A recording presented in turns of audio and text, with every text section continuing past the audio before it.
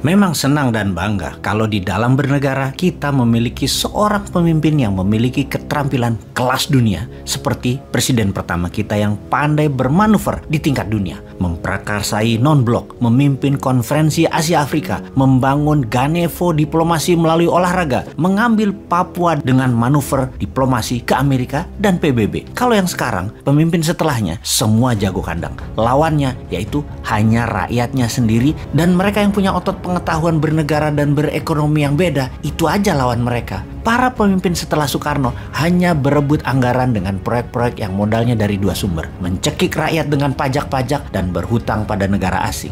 Herannya lagi, dari PDB kekayaan nasional itu yang senilai 1.000 billion terbagi tidak adil di 3 bagian. Yang 130 billion dolar adalah APBN, yang 700 billion dolar adalah oligarki, dan rakyat serta UKM hanya sekitar 170 billion dolar yang dikerubuti 97% populasi. Idealnya harusnya 50-50 lah antara oligarki dan UKM-nya. Bukan sekarang 80 oligarki, 20 UKM. Ketimpangan begini sulit akan lepas selama pemimpinnya tidak kelas dunia, masih berkutat-kutat di dalam negeri. Main seperti Xi Jinping lah sesekali. Ingat 40 tahun yang lalu Tiongkok itu lebih miskin dari Indonesia, jauh kaya Indonesia itu. Sekarang kita bisa-bisanya kagum dan taat pada Tiongkok itu. Bagaimana ya kok bisa gitu? Bukannya meniru dan memodifikasi apapun supaya Indonesia berdaulat.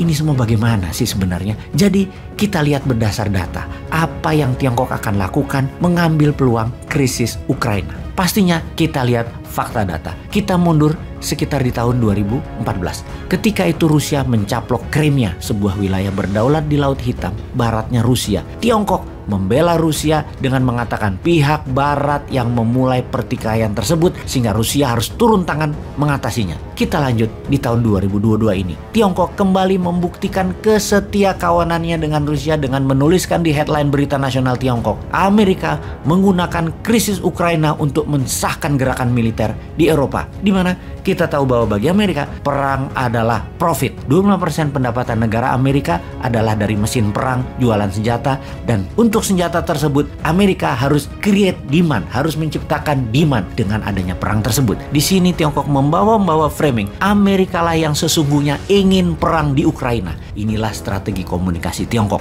blame the West. Strategi kedua Tiongkok bagaimana? Semua musuh Amerika adalah mitra bisnis Tiongkok. Strategi ini dalam akademi militer istilahnya adalah flanking attack, mengambil musuhnya lawan sebagai teman. Misalnya negara Iran, Korea Utara, Rusia, Turki, negara-negara Amerika Latin dan Afrika. Semuanya sekarang menjadi mitra dagang Tiongkok. Kita akan bahas tentang strategi flanking attack ini di serial berikutnya. Strategi ketiga dari Tiongkok ini yang paling penting, yaitu Tiongkok menjadi punya template yang sama ketika kita mundur di tahun 1962. Peristiwa perang Teluk Babi di Kuba, di mana Amerika masuk ke Kuba, menginvasi Kuba, di mana Soviet kala itu akan memasang hulu ledak nuklir di sana yang dengan mudah akan sampai ke daratan Amerika jika hal ini terpasang.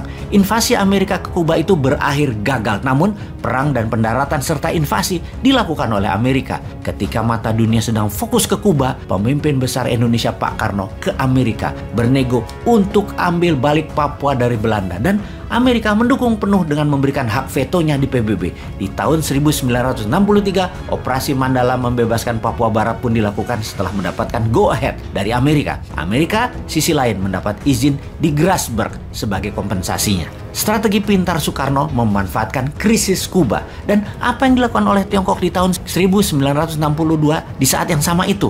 Apa yang terjadi? Tiongkok serang India. Jadi strategi ketiga Tiongkok pada saat krisis Ukraina menjadi perang Ukraina kemungkinan besar adalah benar, menyerbu Taiwan. Dan jika itu benar terjadi atau mendekati terjadi, apa yang dilakukan pemimpin besar Indonesia Tuan Lord akan lakukan? Ambil balik Timur Timur, printing money berbasis proyek untuk membangun 50 kawasan ekonomi khusus, atau tetap wondering what happened, teuing aya naon di dunia, nu penting mah proyek urang mah jalan.